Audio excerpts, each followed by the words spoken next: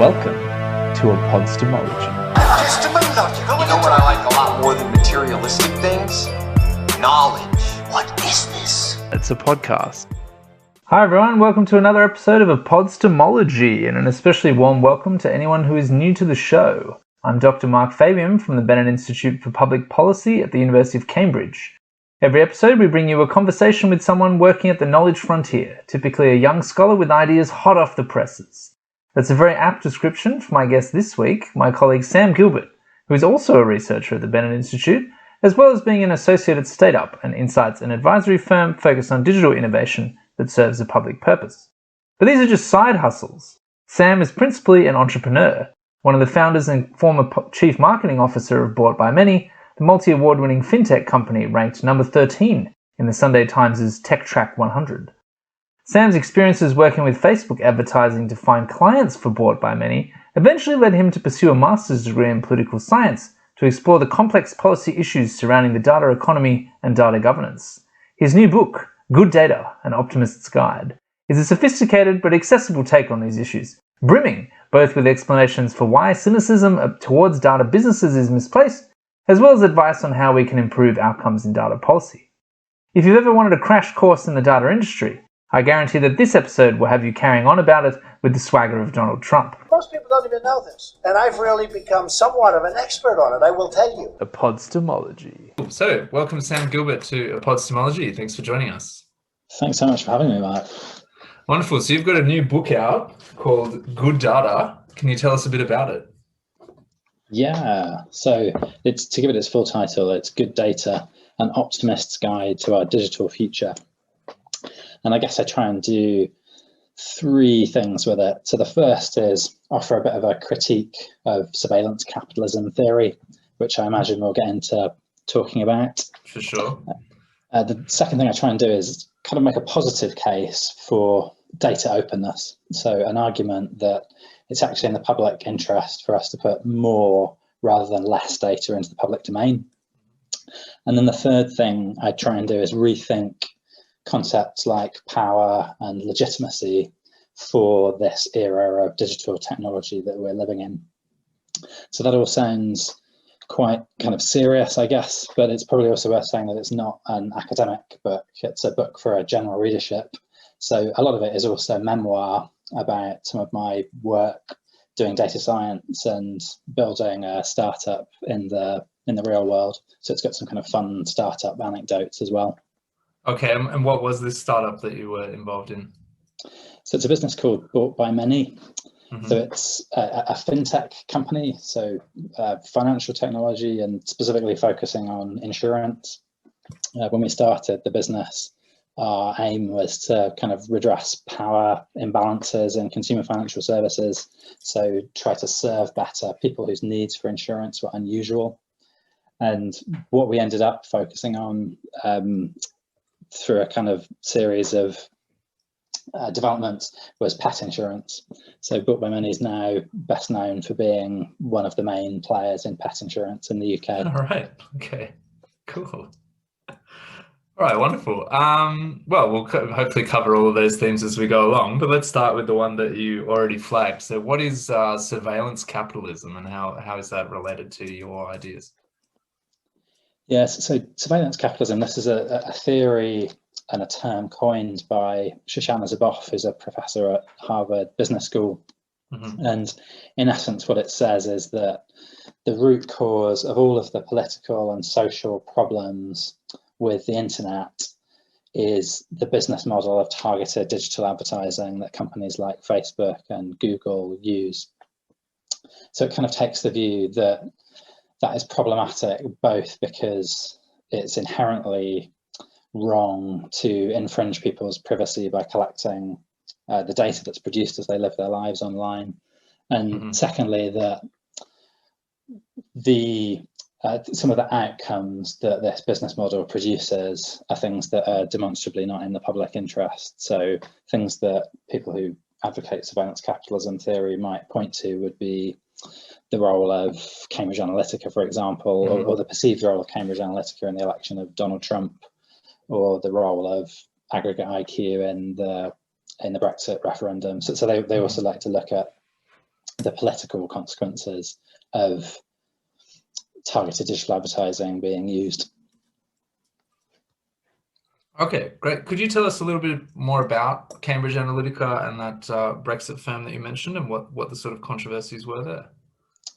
Yeah, so I think in around 2018, there was some investigative journalism done by Carol Cadwalader at the Observer and by Channel 4 News that looked into the role that private data analytics companies had done or had taken in relation to the US presidential campaigns in 2016 and also the Brexit referendum.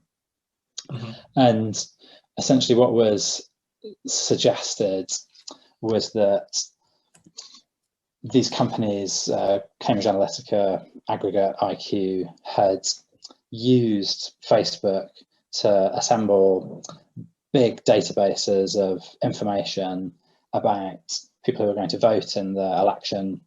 They'd then used so-called psychographic targeting or psychographic techniques to build audiences of people who had particular psychological profiles that they could then use to target and optimize highly tailored messages to via Facebook's platform. And the suggestion was that this had some material impact on the outcome of the referendum and of the US presidential election.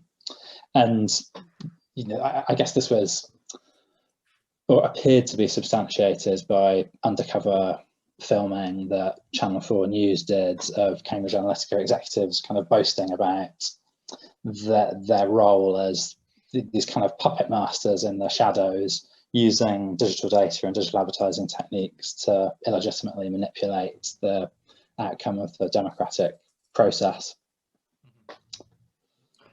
Okay, so there's a very important word there that you mentioned right at the end that I know you talk about quite a bit in your book, which is this notion of illegitimate. So maybe before we get back to surveillance capitalism, or just because it's a part of the discussion of surveillance capitalism, so what do you mean by legitimate or illegitimate in this context? Yes, so I guess I'm using legitimate and illegitimate in the political theory sense. So in that context, we talk about things being, well, we talk about legitimacy as a kind of benchmark for the acceptability of power. So if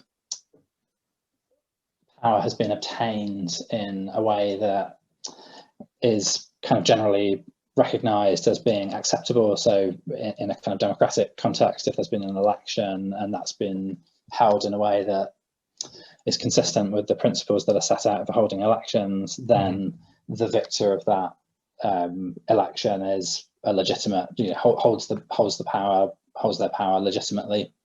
So that's kind of one dimension to it. That's sometimes referred to as being input legitimacy, where the source of the acceptability of the power is, well, in the context of a democracy, winning an election.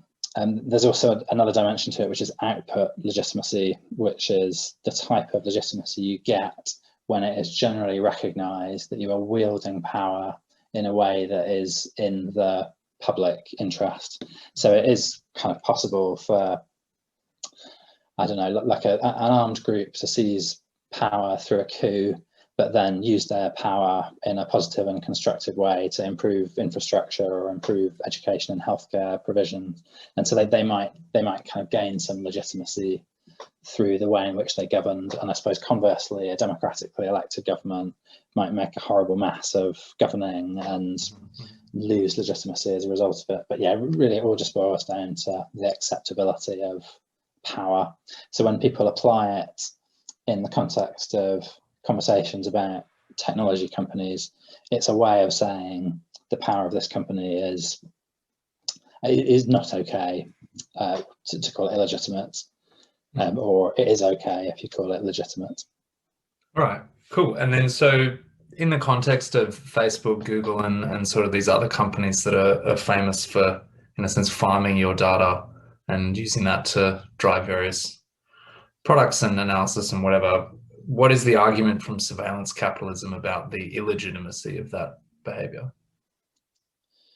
Yeah, I suppose it's probably the key thing is on the input legitimacy side. So I think for people who subscribe to surveillance capitalism theory, it's just inherently wrong for a private company to be able to gather data that is produced by people living their lives online and then use it to generate profits for their company. I mean, it's probably a little bit analogous, or they would see it as analogous to wiretapping your phone and profiting by the information they've obtained by wiretapping your phone, or secretly filming you in your house and using that in some way that is commercially valuable for them. So to kind of, for surveillance capitalism theorists, the collection of that digital data is like an affront to our rights as individuals. So that's kind of one dimension to it. Okay, and so that's in a sense your right to privacy or something like that, or is it more your labor and your property in a sense? Yeah, so I guess I see the core of surveillance capitalism theory as being about the right to privacy, and then you can maybe layer on top of that some additional critiques that people will make. So there are people like so Jaron Lanier, for example, who think that we ought to regard the data that we produce as the product of our digital labor. Will.i.am also makes this claim, no? Will.i.am does make this claim. Yeah. In an Economist op-ed, Will.i.am actually made like a very succinct expression of this argument. So what that then takes it into is the idea of expropriation. So you do this work to produce data, and then that's kind of taken away from you, and the economic value that is attached to the data is, well, the benefit of that accrues to private technology companies. It doesn't accrue to individuals. So then that for people who take that line of argument, they tend to think that it's important that individuals are compensated in some way for the use of their data by technology companies. Would their response be that you're compensated by free Facebook and Google search? Is that one of the... Yeah, I mean, I think that there'd be a kind of, that would definitely be an argument that could be made. I mean, it's probably, I don't know, I'm ahead of ourselves a bit, but I think it is also worth probably trying to problematize that idea that digital data is the product of our labor as users of the internet. I think there are some times when that's true. So you could definitely make an argument that when you have to solve a captcha puzzle, or when you are encouraged to add a detailed description to an image, and the kind of the underlying reason that you're being asked to do that is to help train a computer vision algorithm or something like that. And you doing that thing is actually getting in the way of the thing you're actually trying to achieve, like the tweet you were trying to send or the blog you were trying to write. So I think it's probably reasonable to suggest that that type of effort constitutes labor. I find it a lot less persuasive when we're talking about the vast majority of digital data, which is just this effortless, thoughtless byproduct of doing what we were going to do anyway online. Okay, yeah, cool. All right, well, let's so as you said, not get ahead of ourselves and just stick with surveillance capitalism for a bit longer then.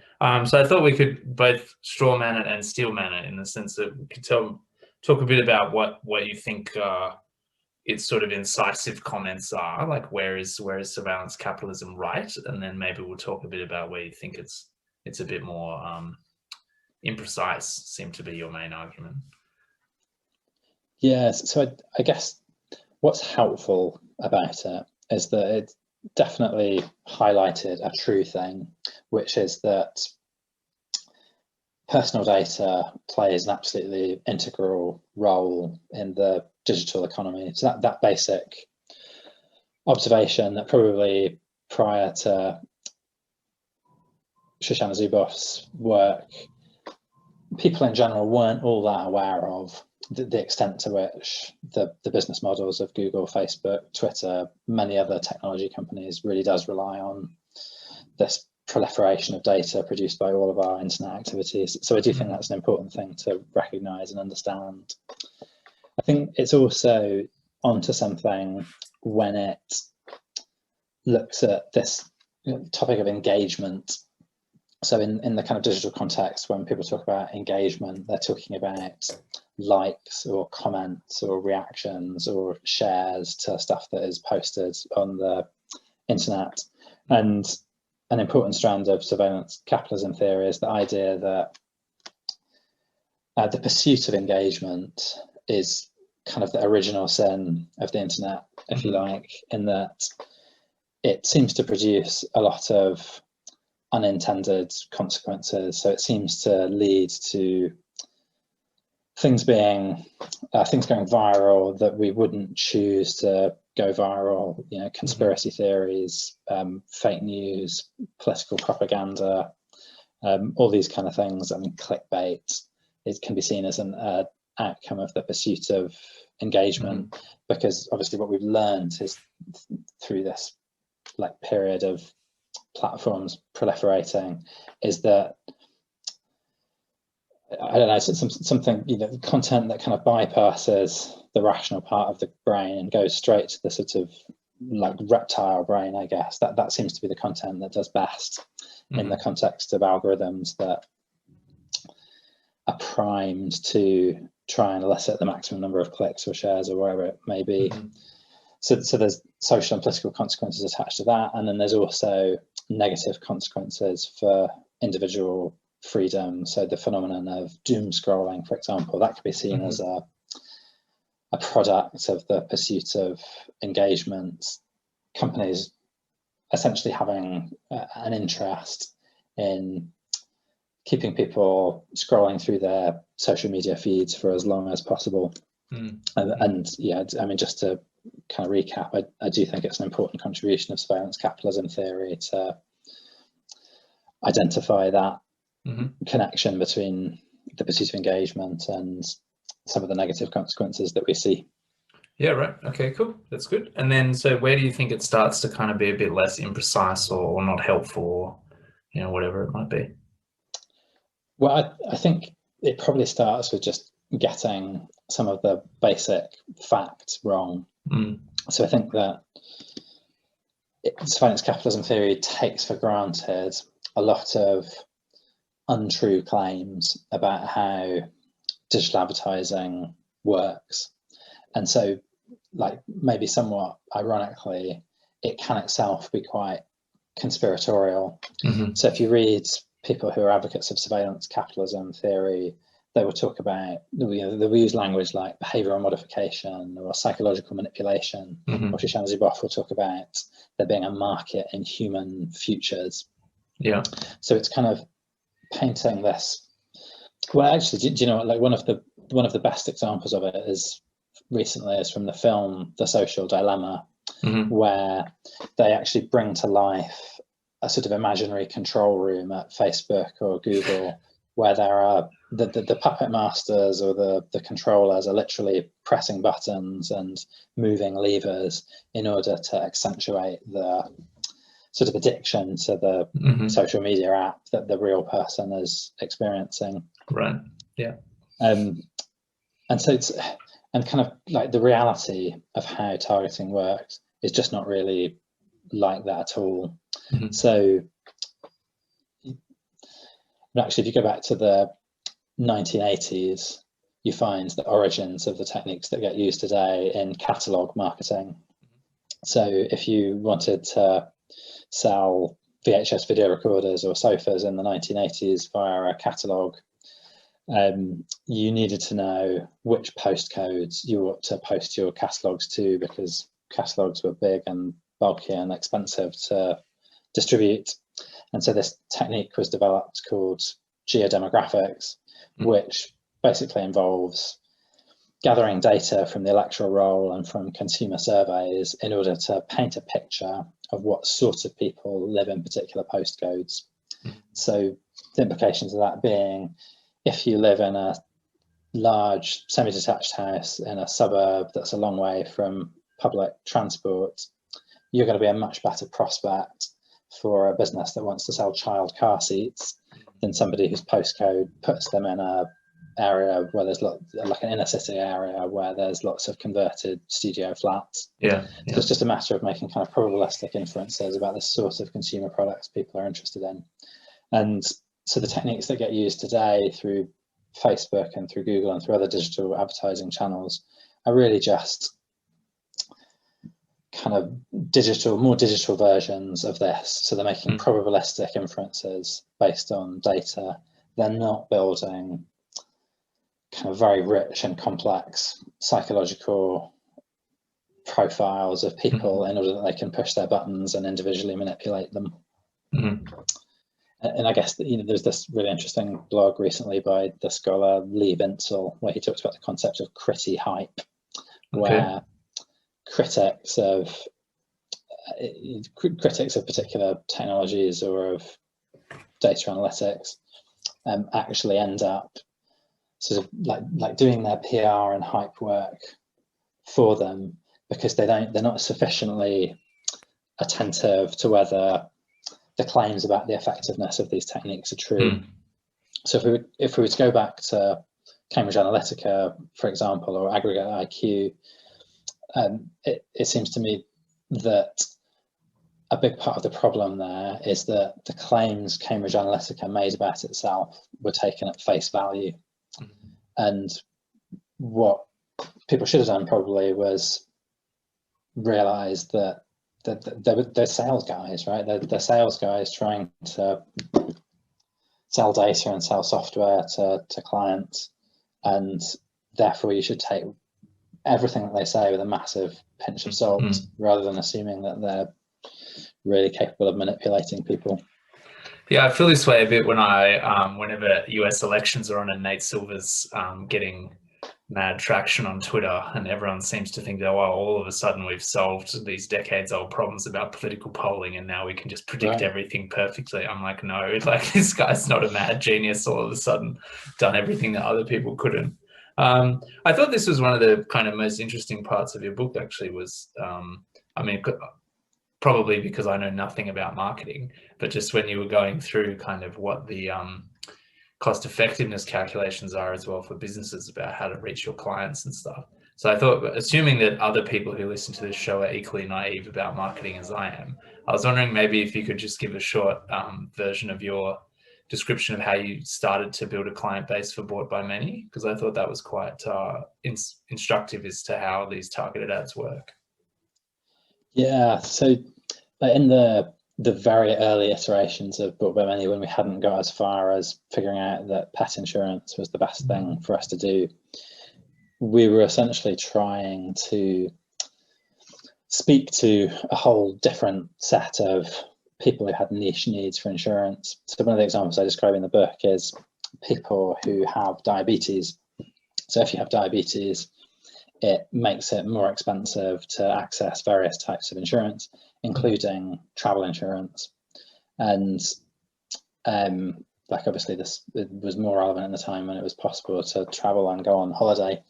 But the kind of from a marketing perspective, if you have an insurance, some sort of insurance product that is a solution for people who've got diabetes and want to go on holiday more cheaply, the challenge is like how do you actually find them in order that you can tell them about the solution that you've found for them. And I guess in the pre-digital era, what you would have had to have done would be build a relationship with the major diabetes charities, or maybe you could have found an internet forum or bulletin boards that was specific to diabetes and tried to establish a relationship that way. So that's kind of quite labor intensive and difficult thing to do. I think it also sort of brings with it some, I mean, you could almost describe it as like ethical problems relating to marketing, which is in interest communities, it's quite rare for people to welcome direct interventions from commercial organizations with something to sell. Like it just doesn't land very well for obvious reasons. You can imagine. Yeah. So the kind of the answer, well, I guess so when I was trying to solve this problem of how do you find people with diabetes, this was my first thought was, well, can I go and join diabetes groups on Facebook or LinkedIn or other internet platforms, and then try and contribute helpfully to the conversation and establish some trust with people there, and then maybe tell them about our group where they could join other people with diabetes who were trying to get cheaper travel insurance. And that just sat really badly with me. It just felt very inauthentic and quite disrespectful, particularly because, you know, diabetes affects people's lives in quite profound ways sometimes, and it just felt like a horrible thing to do. So actually very targeted advertising of the type that Facebook makes available is a solution to that, in that you can ask Facebook to show your advertisement for the travel insurance for diabetes group to an audience of people whose data suggests they've got some interest in diabetes. So that might be because they've followed Diabetes UK. It might be because of other posts they've liked or commented on. Facebook makes some kind of probabilistic inference that they're interested in diabetes, and it will show your ad to them. And actually the ads that we ran at that point were generally really positively received. So by saying something about the difficulty of getting travel insurance for people with diabetes to that audience, the ads kind of became a place in which that issue could be discussed. So because of the format of advertising in social media really lends itself to people bringing their own thoughts and insights.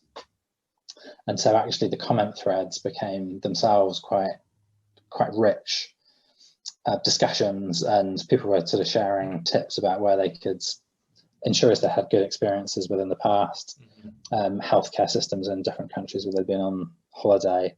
So I sort of see that as like social media advertising that works in that targeted way as something of a win-win for both the recipients of it and obviously for the advertisers. Yeah. No, I did. I mean, one takeaway that I had from your book was that when you get these ads on Facebook that feel creepy, you know, like I was talking recently to my partner about how annoyed, like we try to minimize our plastic consumption. And I was trying to find some plastic-free sponges, and most of the ones that we could find just sucked. And then I got a very targeted ad on Facebook, which I've only gone back to in order to promote this show, that was for really good plastic-free sponges. And I thought, well, this is kind of what Sam was talking about, you know, like I would not have found these otherwise. And obviously there's some like process within the ad targeting that has allowed this company to identify me as someone who's likely to be looking for sponges. How refined can you make those categorizations? So you can specifically target certain groups on Facebook. Like you can say, I want to target Warhammer 40,000 players. Yes. Yeah, okay. You can. I mean, there are millions and millions of these interest segments that you can target, and you can find them based on a keyword search. In fact, I think for like anybody who's actually kind of interested in studying this area, it's really worth just becoming a Facebook advertiser, which is not very difficult. You just need a Facebook page, and then you get access to the tool. And even if you're not going to run any ads, you can yourself look at what is possible. And I think that in itself probably would also help people understand an important thing, which is it's not like I know that I'm targeting Mark because Mark is into plastic-free sponges. I'm just saying, please show this to people you think likes plastic-free sponges. And Facebook might say, okay, there's 60,000 of those people I'm going to show the ad to, but they don't tell you who those people are. Yeah. Okay, cool. I understand the power of Twitter. I understand the power of Facebook, maybe better than almost anybody. We definitely want to come back to anonymity and aggregation and stuff later, but maybe before that, we're now, I think, ready to talk about what you flagged earlier, that we shouldn't really think of data as a kind of conventional product of labor or something like that. So I know that the main metaphor you criticize in the book is data as oil. So maybe we can start there and explore other metaphors that you don't like. So what's wrong with the data as oil idea? Yeah, well, I guess oil is the most famous sort of resource metaphor for data, but people have also compared it to coal and to gold and to land and to treasure. And I think that the problem with all of these metaphors is it sort of encourages us to think about scarcity. So it creates the idea that data is this scarce thing, and that what's going on is that technology companies are concentrating power by accumulating this scarce resource. And sort of as a function of that, it also activates an instinct to think about data as like private property. And I mean, we already touched on it already, this idea that what's happening when tech companies use your data is that you're being expropriated. But I think there's some sort of problems with thinking about data as private property, like partly just a kind of conceptual problem, which is that data is super abundant, it's not scarce at all.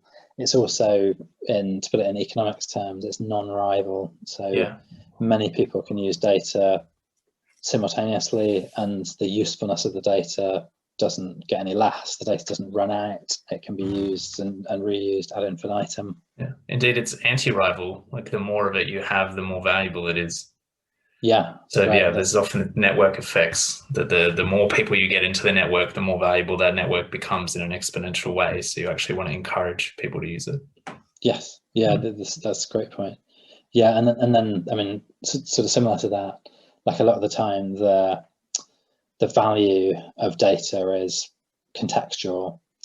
So I think one of the another misunderstanding about how targeting works is I think there's an assumed correlation between how personal and sensitive data is and how economically valuable it is, whereas in reality some of the most valuable data will be things like the fact that yesterday you left 4 pairs of expensive trousers in your shopping basket at an e-commerce retailer. Like that sort of data is very valuable to an advertiser at a particular moment. But it's got no longevity. And then another way of thinking about it is like if we were to think about biometric type data, so like my data about how many steps I walk a day or how many units of alcohol I consume, that data is like of no use to me by itself. It only becomes valuable and helpful to me when it's put in the context of lots of other people's data. So like for all these reasons, I think like it's just very problematic to think about data as private property. And I mean, I guess to bring it back to data being the new oil, what I think that ends up doing is exaggerating the significance of data in producing the power that tech companies do have, because we sort of end up thinking of it as being analogous to the role that oil plays for BP or Shell or whoever it may be, and that just kind of it just sort of muddies the water. It makes it harder to see what's really going on. Okay, so speaking of power, so one thing that you argue in the book is that a useful concept that maybe you coined, I'm not sure, is for understanding the kind of influence that these firms have is reach power. So could you explain what reach power is and its implications? Yeah, yes. So I coined this term reach power, and what that was trying to capture was the fact that for me the key feature of these digital platforms is the ability for any user of the platform to reach literally billions of other people and then do things to them or with them. And so I guess to say a little bit more about it, there's 2 well-established models of power that I wanted to differentiate it from. So the first one is sovereign power, which is the type of power we might associate with Thomas Hobbes. So this is a kind of concentrated form of power that can be deliberately wielded by the sovereign against somebody else. So we could say sovereign power is concentrated and it's tractable. And then the other kind of classic model for thinking about power is the structural model. So this would be associated with Foucault. And on that model, power is diffused throughout society and throughout everything, but it's much sort of harder to wield it in a deliberate way. So we could say that structural power is diffuse and it's intractable.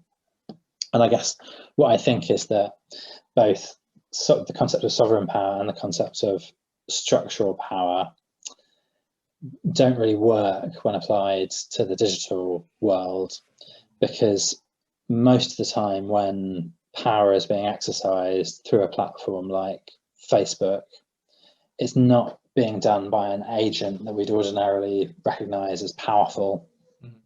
It's being done by ordinary users of Facebook, so it's got this diffuse character.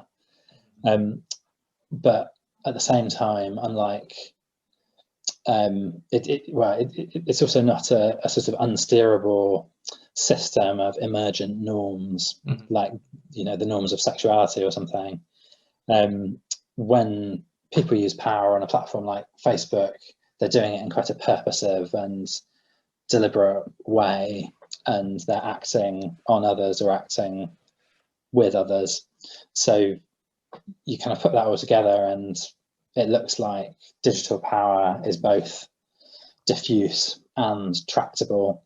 And the argument that I make in the third part of the book is that that's really the root cause of a lot of the problems, a lot of the legitimacy problems associated with technology, is the appearance of this new form of power that I call reach power.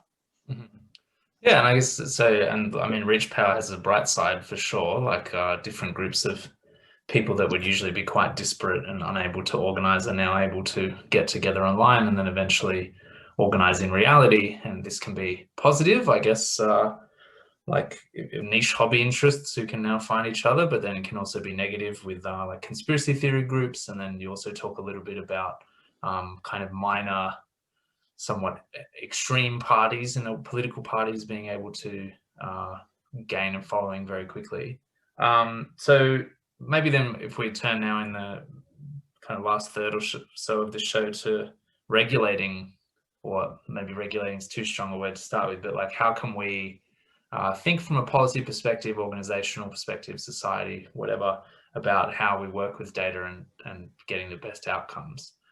So from the notion of reach power and some of the stuff you said earlier around the anti-rival properties of data and this kind of stuff, what do you think are some of the, I guess, the key principles that we should be thinking about when we're approaching data from a policy point of view? Yes, so I guess the thing that comes to mind first is like the making sure that we recognize the positive potential for data to be used both by businesses but also by government. Because I think it's probably fair to say that the last 5 years or so has been a period in which there's been a lot of skepticism about data science techniques and an increasing sense that there is something morally problematic about them.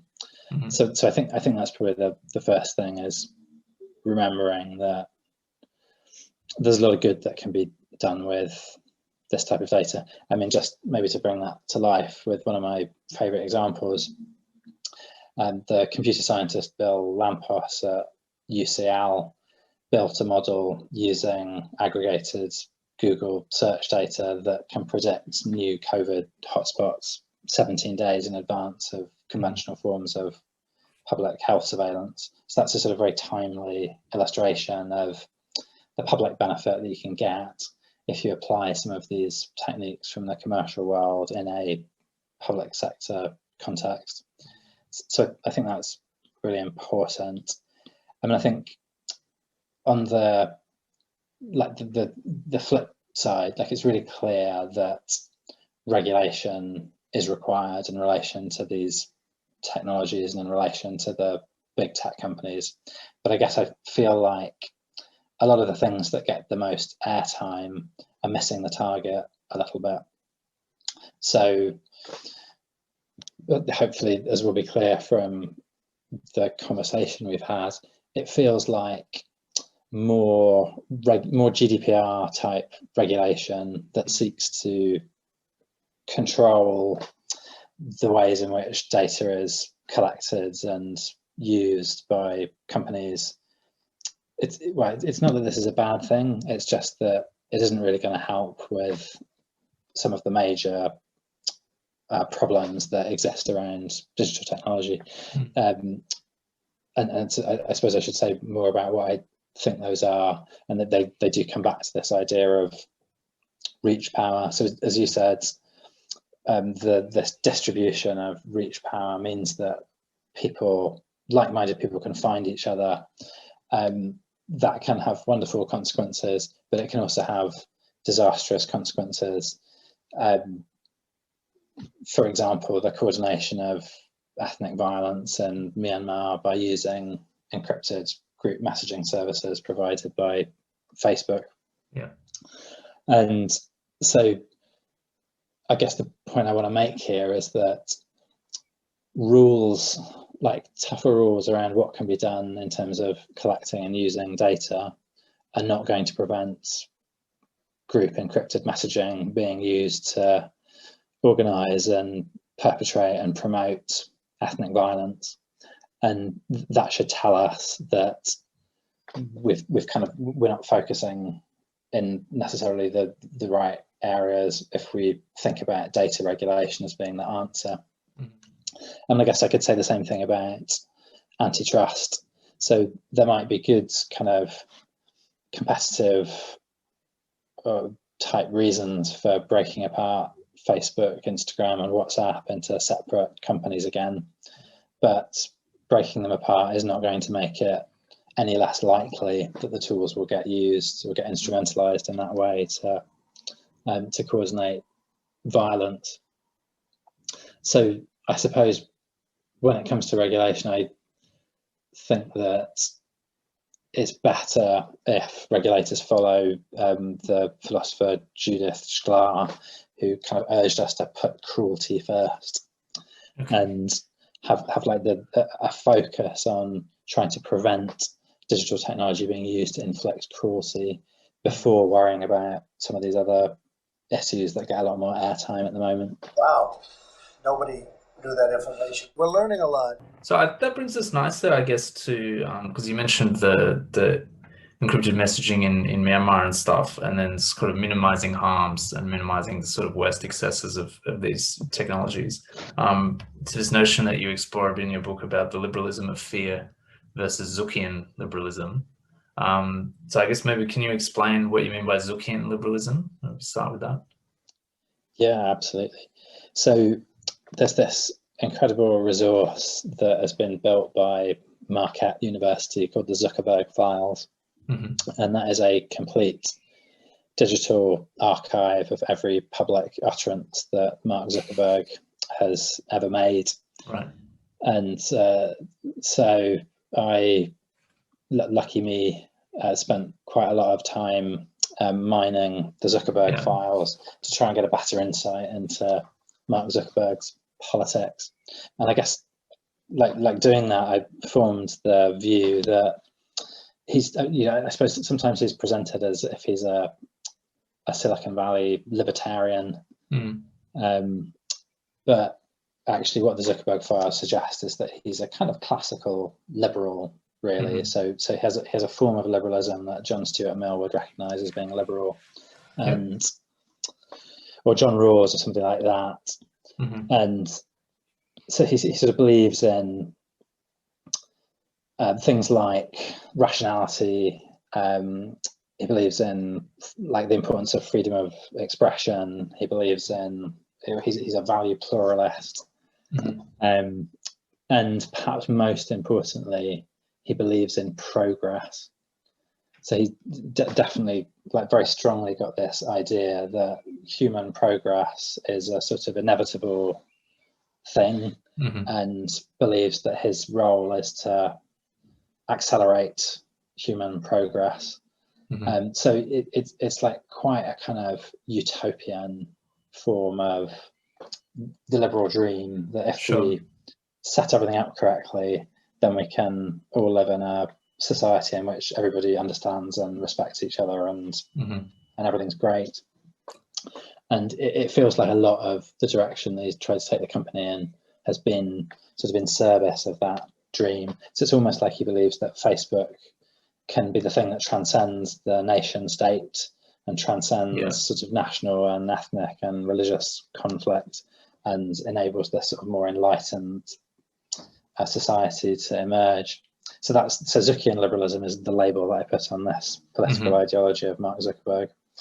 And the significance of the liberalism of fear, which comes from the philosopher Judith Shklar, is that's like the opposite, takes the opposite view of human nature. So it's a very sort of exactly. It's a realist strain of liberalism that basically says we have to.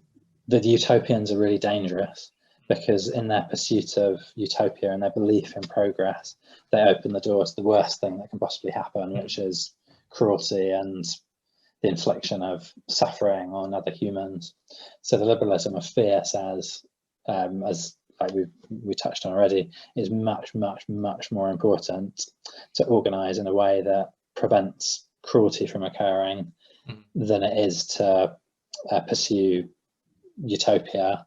And the liberalism of fear wants to trade off some of those things that we might otherwise value if we're liberally minded, in order to prevent cruelty.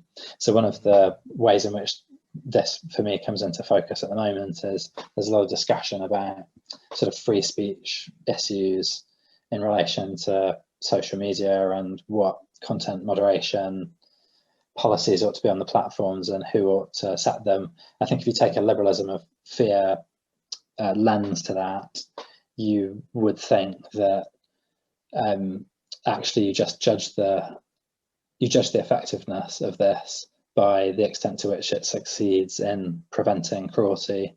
And if some people feel like they're getting censored as a result of it, then so be it. It's worth making that sacrifice if we can stop these tools being used to inflict cruelty. Okay, right. That's interesting. And so from I guess thinking about a few practical examples of regulation in this space, what this might point to is sort of being a bit less fussed about GDPR, which is this thing where every time you click on a website in Britain, at least, and I guess in all the EU, it always has to ask for your permission to collect cookies. Whereas in Australia, we didn't have that back when I lived in Australia. Versus something like, I know one of the main issues in the Cambridge Analytica case was that a lot of these firms were uploading email addresses to Facebook to target their advertising that they had not gotten permission to upload from the people who owned those emails. So that's the kind of thing that you need to cut down on. Is that the sort of thing you're talking about? Yeah, so I'd maybe qualify that a little bit, and also just to say like that, I do agree with people who were sort of really disturbed by Cambridge Analytica, that the way in which some of that data was obtained, and that particularly when people had no knowledge of it, no ability to consent to it, that's just not acceptable. And I'm certainly not defending that type of practice when it comes to data. But I suppose what I would point to is less the technique of uploading email addresses to Facebook or to Google and using them for targeting purposes, which I think can be done in a way that's acceptable and constructive and helpful. It's more the fact that Facebook in particular just doesn't apply any controls to who gets to use these tools. So in the old days, if you've been using Geodemographics to do targeted marketing, in order to be able to deliver your leaflet campaign to a particular postcode, you'd have had to interact with multiple parties who would have to like buy into the campaign you were doing. So you'd need a mailing house to do the segmentation and the distribution for you. You'd need a printer to produce your leaflets. You'd need a direct marketing agency to help you with the process. All of those types of organizations have their own sort of professional bodies and codes of ethics and norms about what isn't acceptable to deliver in a direct mail campaign. And a function of that is that it makes it like much harder to do something like to push the envelope on what you can do with a direct mail campaign, because all those people have got to buy into it. An effect of these technology platforms is that you don't have to interact with anybody else to do the targeting, and nobody's checking it or signing off on what you've written, and there are almost no codes of conduct or sort of norms that exist around how it's used. So to my mind, the thing that has to change is how much it's sort of like I suppose like layers of control need to go into the ability to run digital campaigns in order that they get used in ways that are like appropriate. And that'll help a lot with some of the issues you touched on, like marginal political parties being able to use these tools to build their supporter bases. And so in terms of kind of how a policymaker might approach this, so I know in your book, and I'd like to talk about this a bit, you argue that we need a kind of virtue ethics for business. And I think this is generally true, but seems particularly acute in the case of these tech companies and data management companies. But if I'm a policymaker and I want to pass some laws, it seems like alongside having these companies take a bit more responsibility for what sort of entities they allow to use their platform, there probably also needs to be some laws or at least some kind of public discourse around what we think would be a disastrous outcome from data use.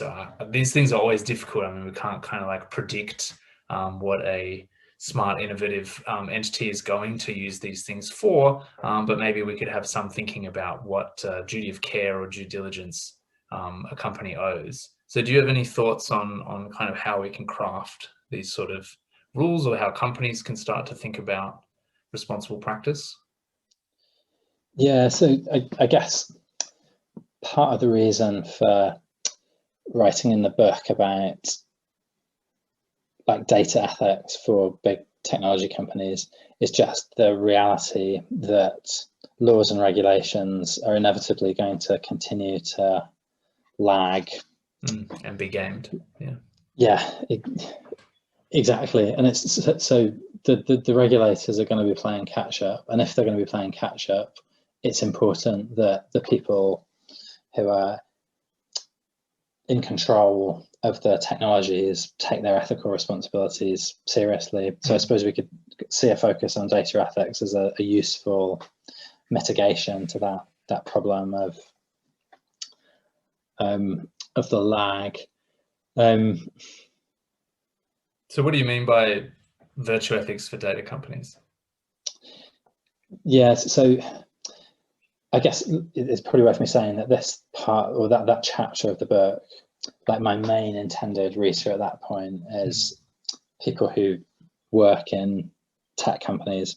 I think if you work in a global technology company and you start to try and think about an ethical framework for your decision making, you fairly quickly run up against some problems with if you try and think about Kantian ethics, for example, because if you're a global business and you operate in all these different contexts around the world, very quickly conflicts and tensions will emerge between what is considered to be right and wrong in China, for example, versus what's considered to be right and wrong in France.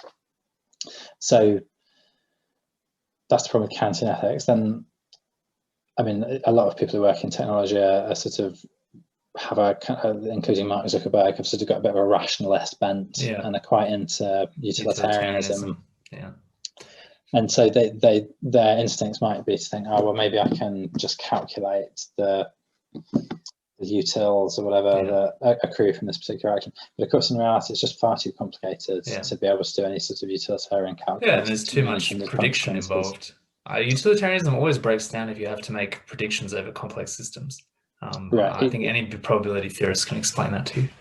Yeah. Exactly. So then if we're imagining this like tech person thinking this through, they're going to go, oh well, I can't do anything at all then, because clearly deontology won't do it, clearly consequentialism won't do it, so I just have to go back to maximizing shareholder value or something. And I guess the thing I was trying to suggest was that you could also just think about it in terms of virtue ethics, and if you're working in a tech company, ask yourself the question, what kind of company should we be? Which I borrow from a colleague, Stelios Sigladopoulos, who's a business ethics person. So I mean, it does then invite a question about like what are the virtues when it comes to tech companies, and I don't really kind of get as far as addressing that question, but it feels to me like the least worst framework for ethics for these companies. Yeah, I think I concur. And I mean, earlier on you were talking about how when you were starting to do advertising for Bought by Many, and you thought maybe you could just drop into some diabetes groups and get to know people, and that felt kind of duplicitous and insidious and like just didn't sit well with you. And I think virtue ethics kind of cultivates that sort of attitude among people, just like an instinct for when they're doing something a bit slimy. And I think it's much more likely that if you can cultivate that sort of personality in people, then they're more likely to at least kind of push back on management or kind of speak up when they're being asked to do something dirty. Whereas if you try to instill rules in businesses from Kantian perspectives or utilitarian perspectives, then I find that what tends to happen is that, and I think this is experimentally established, when people are under contractual obligations, they tend to behave in a much more rational choice way. So they just try to do a maximization within the rules that are imposed on them. So if you say, well, this is illegal, but everything up to this point is not illegal, then if it's profit maximizing to walk as close to that point as possible, that's what they'll do. Whereas if you have more of a virtue ethics thing, and they're thinking not just about what sort of company do I want to be in, but how are my friends and family going to look upon me if I work in this company that does things that I am uncomfortable with, then I just think people are more likely to behave reasonably. Yeah, I think that's right. And I think maybe also worth just touching on, like I quite like, I think it could be helpful to have things that are a bit vague sometimes. So one of my favorite examples is a precedent from the regulation of financial services in the UK, where in about 2006, they introduced this duty for firms to treat their customers fairly. And it really wasn't sort of developed at all what was meant by treating them fairly. And so at the time, there was a lot of pushback on it, with firms saying, well, how can we possibly do this? You haven't told us what it means, you haven't given us the rules to follow. But then what happened in practice was that it made everybody who was in a sort of marketing or a sales or a product development or a compliance role in financial services companies have to think every day about what fair treatment of their customers meant, and also discuss that with their colleagues.